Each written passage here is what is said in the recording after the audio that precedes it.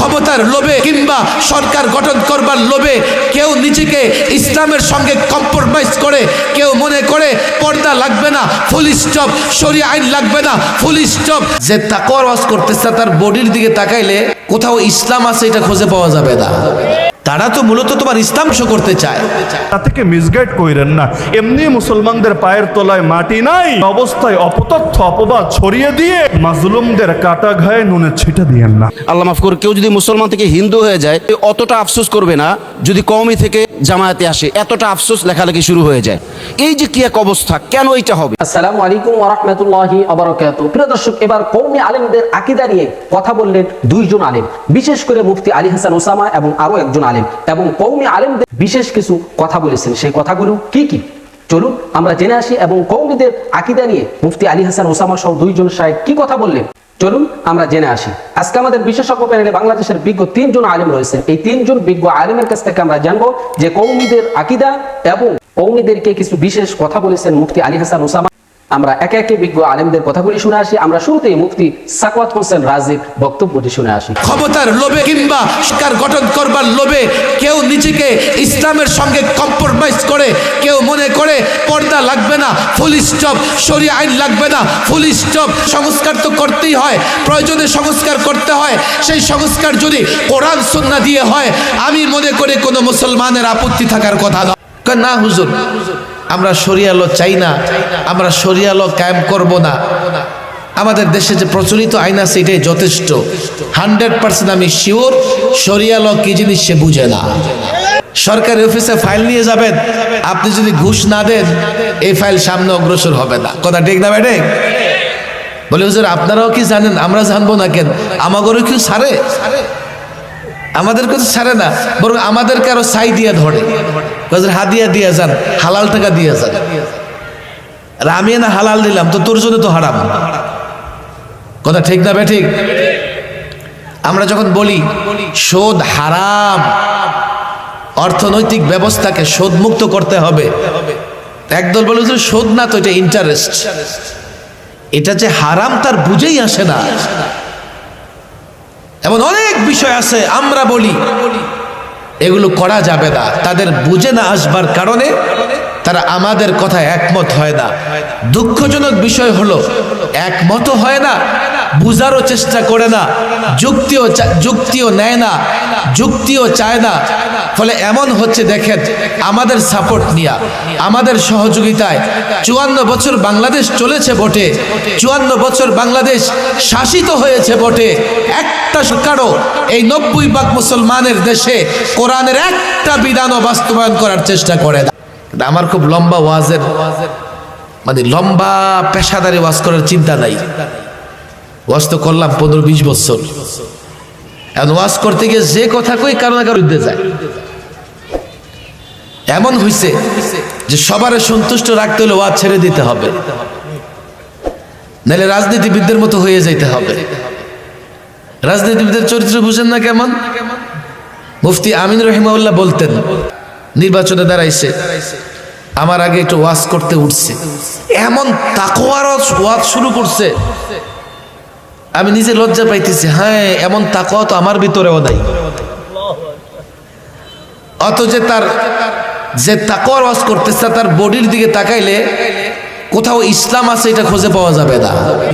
আল্লাহরেও সন্তুষ্ট রাখতে চায়, আবার শয়তানকেও নারাজ করতে চায় না। কথা ঠিক হবে? ঠিক। শরিয়া ল সম্পর্কে কোনো মুসলমানের ভেতরে সন্দেহ থাকার কথা নয়।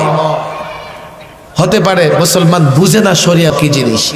জাতি আজকে জানতে চায়, জাতি বুঝতে চায়। প্রত্যেকটা বিষয় কোরআন সুন্নাহর দলিল দেওয়ার পাশাপাশি আমরা চেষ্টা করব যৌক্তিকভাবেও আপনাদের বুঝাইয়ে দিতে। কিন্তু যুক্তি সব আপনারা বুঝবেন সেটা এমন হবে না। হতে পারে অনেক যুক্তি আপনাদের বুঝে আসবে না। এই জন্য একটা পাক্কা ওয়াদা করবেন, কোরআন সুন্নাহ দ্বারা যা প্রমাণিত হয় আমরা মানবো ইনশাআল্লাহ। মানবো তো ইনশাআল্লাহ? বিচার ব্যবস্থার জন্য কোরআন সুন্নাহয় গাইডলাইন দেওয়া আছে না নাই? বুঝলেও মানবো? বলেন বুঝলেও মানবো? বলেন বুঝলেও মানবো? এর মানে কি আমাদের কাছে যুক্তি নাই? বলেন আছে না নাই? ডাক্তারের কাছে আপনি গেছেন, ডাক্তার এটা সেটা চেক করে বলে দিল, ওষুধ লেখা দিল, ডাক্তার জিজ্ঞেস করেন নাকি যে ডাক্তার এটা দিচ্ছেন কেন, যুক্তি দেন, ওইটা দিচ্ছেন কেন, যুক্তি দেন। ইঞ্জিনিয়ারের কাছে গেছেন, বাড়ি বানাবেন, ইঞ্জিনিয়ার ড্রয়িং করে দিছে, আপনি কিন্তু প্রশ্ন করেন না এটা দিচ্ছেন কেন, যুক্তি দেন, ওইটা দিচ্ছেন কেন, যুক্তি দেন। আপনি যদি প্রশ্ন করেন, ইঞ্জিনিয়ার আর ডাক্তার উত্তর দিবে না। কেন দিবে না? আপনার সঙ্গে এই কথাবার্তা বললে তার সময় নষ্ট হবে, আপনি যুক্তি বুঝবেন না। আমরা মাহফিলে যুক্তি দিয়া ইসলাম বোঝানোর চেষ্টা করি না, অনেকেই বুঝবে না। ইসলামের নামে রাজনীতি করেন আর প্রচলিত বিষয়ে প্রচলিত রাজনীতি করেন। একটা বিষয়ে সবাই একমত হন, ইসলামের প্রত্যেকটা বিষয় যৌক্তিক, ইসলামের প্রত্যেকটা বিষয় সুন্দর, ইসলামে কোথাও বৈষম্য নাই, ইসলামে কোথাও জুলুম নাই। না, জাতিকে মিসগাইড কইরেন না। এমনি মুসলমানদের পায়ের তলায় মাটি নাই, এই অবস্থায় অপতথ্য অপবাদ ছড়িয়ে দিয়ে মাজলুমদের কাটা ঘায়ে নুনে ছিটা দিয়েন না। আল্লামা দেলোয়ার হোসেন সাঈদী রাহমাতুল্লাহ আলাইহি তিনি তো একাধিক জায়গায় এই কথা বলেছেন, এখন অনলাইনে সার্চ করলেও পেয়ে যাবেন যে আলিয়া মাদ্রাসা আমার এক চোখ, কওমি মাদ্রাসা আমার আরেক চোখ। মানে এটা ভাবার সুযোগ নাই যে জামাত ইসলামে যারা করে সব আলিয়াপন্থী, কৌমিদের প্রতি এদের চুলকানি আছে বা এদের এলার্জি আছে। আমার সামনে ওখানে যারা আছেন, এখানে একজনও দাবি করতে পারবে যে আমি কওমি মাদ্রাসা বিদ্বেষী।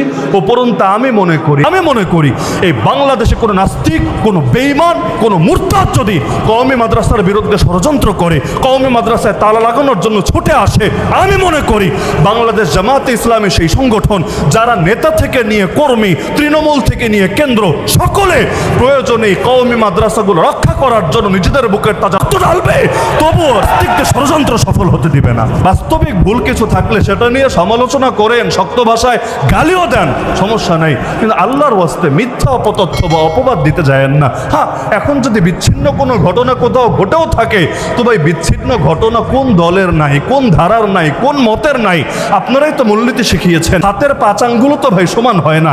এত মানুষ এত ভালো কিছু করে সেটা দেখবেন না। কোথাও যদি কেউ ব্যক্তি হিসাবে ভুল করে ফেলে সেটাই জাস্ট দলিল বানাবেন। আল্লাহর ওয়াস্তে ইনসাফ করেন, ইনসাফ করেন, ইনসাফ করেন। কোরআনের এই আয়াত স্মরণ রাখেন, ওয়ালা ইয়াজরিমান্নাকুম শানাআনু কওমিন আলা আল্লা তা'দিলু।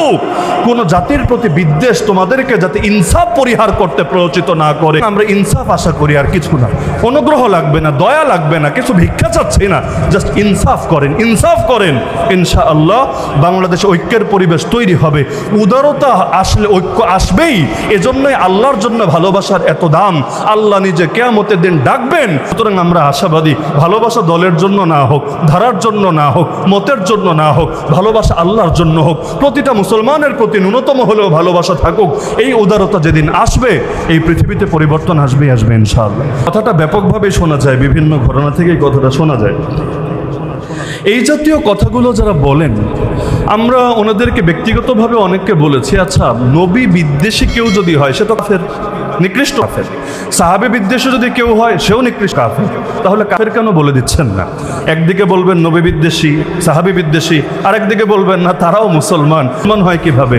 বলে না, আসলে এই বিদ্বেষ ওই বিদ্বেষ না, এই বিদ্বেষ অন্য বিদ্বেষ বটে। আচ্ছা অন্য বিদ্বেষ বুঝলাম, তাহলে এখানে কি কি বিদ্বেষ আছে একটু উপস্থাপন করেন তো। তো মুখস্থ কিছু উদ্ধৃতি আছে এটা বলে, তো এখন যেহেতু সবই পড়া আছে, আগেরটা পরেরটা যদি উপস্থাপন করি। আচ্ছা আপনি জাস্ট এটা দেখলেন, অমুক তমুককে বাতিল বললে সে বাতিল, বিনা দলিলে বাতিল, বিনা যুক্তিতে বাতিল, বিনা প্রমাণে বাতিল। এই হলো বাংলাদেশের কমন মূলনীতি। এইটাই যদি ভাই মূলনীতি হয়, পৃথিবীতে কেউই হক থাকবে না। বলবেন কিভাবে?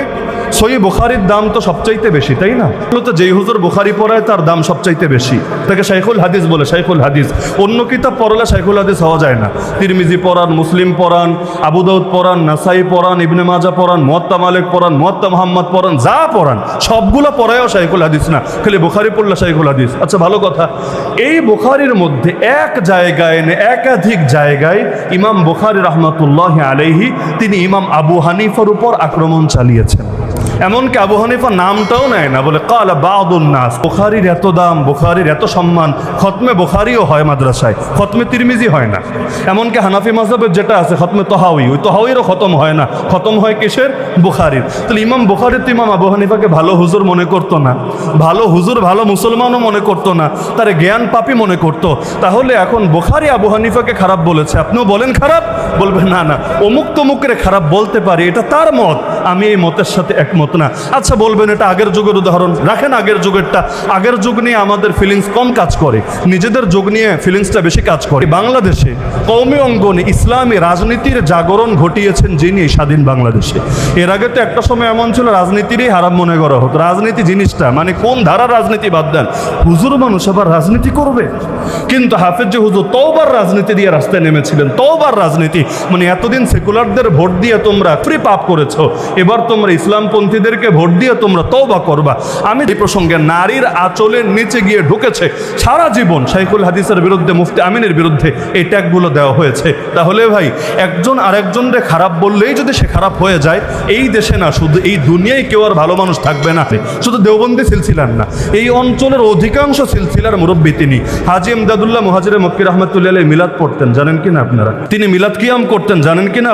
এমনকি মিলাদ নিয়ে তিনি বই লিখেছেন। জামাত ইসলাম এটার মধ্যে কি বড় কোনো আলেম আছে না? সুন্নি জামাতের কি কোনো আলেমের কোয়ালিটিতে পড়ে কিনা? এইরকম যে একটা ধারণা বদ্ধমূল হয়ে গেছে আমাদের মধ্যে। আমাদের কওমিতেও তো বহুত আলেম এমন আছে যে ইবারত পড়তে পারছে না। আবার এখানেও তো বহু আলেম এমন আছে যারা আমাদের কওমিদের চেয়ে অনেক বড় আলেম, হয়তো সংখ্যায় প্লাস মাইনাস একটু কম হইতেই পারে, যেহেতু কওমের মধ্যে শিক্ষা ব্যবস্থা বেশি হইতেই পারে। কিন্তু আমরা দূরে সরে গেলাম কেন? তো এই জন্য আমার কাছে মনে হয় যে আসলে আমাদের যে দূরত্বটা, এটা আমাদের অঙ্গন থেকে যদি দূর করা যায়, অর্থাৎ আমি বলবো ওয়াতাসিমু বিহাবিলিল্লাহি জামিআ, এটা তো আর আলিয়ার জন্য নাজিল হয় নাই, কওমের জন্য নাজিল হয় নাই, আলাদা আলাদা নাজিল হয় নাই, সবার জন্য যেহেতু নাজিল হয়েছে। আর মেসদাক তো আলেম আগে, তো সেই হিসেবে আমরা সবাই মিলে এটাকে যদি দূরত্ব কমানো যায়, তাহলে আমার মনে হয় আওয়ামদের মধ্যেও দূরত্ব কমবে। না হয় এমন একটা অবস্থা হয়েছে, আল্লাহ মাফ করে, কেউ যদি মুসলমান থেকে হিন্দু হয়ে যায়, তাহলে অতটা আফসোস করবে না যদি কওমি থেকে জামায়াতে আসে। এতটা আফসোস লেখালেখি শুরু হয়ে যায় যে নোমানি ভাই জামাতে আসে তা নিয়ে যা আলোচনা, তারপর আমি যা আছি তা নিয়ে আলোচনা, আর মুফতি ওসামা ভাই এসে তো মোটামুটি সাইক্লোন শুরু হয়ে গেছে।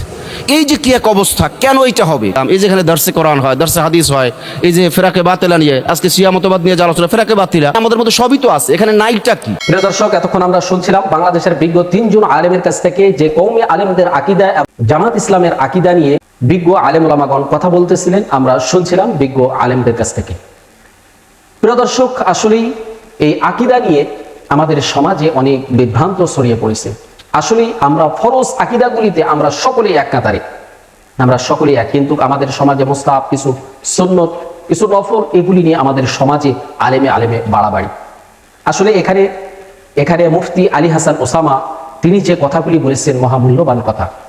আসলে এমনিতেই তো জাতি নামাজ পড়তে চায় না। একটা কথা আছে যে এমনিতেই তো নাচনিওয়ালা বুড়ি, আবার যদি পায় ঢোলের বাড়ি।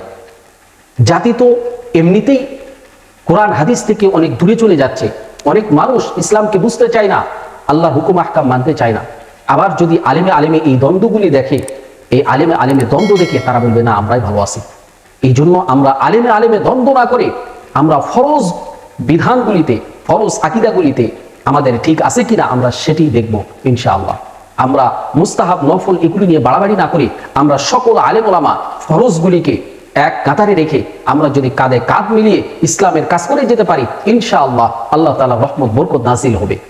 আর আমরা যদি আলেমে এভাবে কাদা ছোড়াছড়ি করি, তাহলে ইসলামে খুব একটা ভালো দিন আসবে না। তবে আল্লাহ চাইলে সবই সম্ভব, কিন্তু আলেমে এইভাবে দ্বন্দ্ব লাগলে আল্লাহর দিন, আল্লাহর ইসলাম, আল্লাহর বিধান আল্লাহ ঠিকই দুনিয়াতে চালু রাখবেন, কিন্তু আলেমে এইভাবে দ্বন্দ্ব লাগলে সাধারণ মানুষ বিভ্রান্তের মধ্যে পড়ে যাবে। তাই আসুন আমরা সকল আলেম ওলামাদেরকে আহ্বান জানাই, কওমি, আলিয়া, সুন্নি, আহলে হাদিস সকল আলেম ওলামা আপনারা সকলে এক কাতারে হয়ে ফরজ বিধানগুলির পক্ষে কাজ করেন, ইনশাআল্লাহ আল্লাহ তাআলার বরকত নাজিল হবে। আমরা সকলেই আল্লাহ তাআলার কাছে দোয়া করি আমাদের সকল আলেম ওলামাদেরকে যেন আল্লাহ রব্বুল আলামিন এক কাতারে কবুল করেন, একমত হয়ে সকলেই যেন ইসলামের কাজ করতে পারে, সেই তৌফিক যেন আল্লাহ তাআলা আমাদের সকল আলেম ওলামাদেরকে এবং আমাদেরকে যেন সে তৌফিক দান করে। প্রিয় দর্শক, আমরা এখানে বিজ্ঞ 3 জন আলেমের কথাগুলি শুনলাম। এই 3 জন বিজ্ঞ আলেমের মধ্য থেকে যার কথাগুলি কোরআন ও হাদিসের দলিল ভিত্তিক হবে, আমরা তার কথাটাই, তার মতটাই গ্রহণ করে নেব ইনশাআল্লাহ। আল্লাহ তাআলা আমাদের সবাইকে যেন কোরআন ও হাদিসের সহিহ পথে আমাদেরকে যেন পরিচালিত করেন। প্রিয় দর্শক, আমরা একেবারে ভিডিও শেষ পর্যন্ত চলে এসেছি। আমি মিনারুল ইসলাম আজকের মতো এখানে বিদায় নিচ্ছি। দেখা হবে অন্য কোনো ভিডিওতে। সে পর্যন্ত সকলে ভালো থাকবেন, সুস্থ থাকবেন। আসসালামু আলাইকুম ওয়া রাহমাতুল্লাহি ওয়া বারাকাতুহু।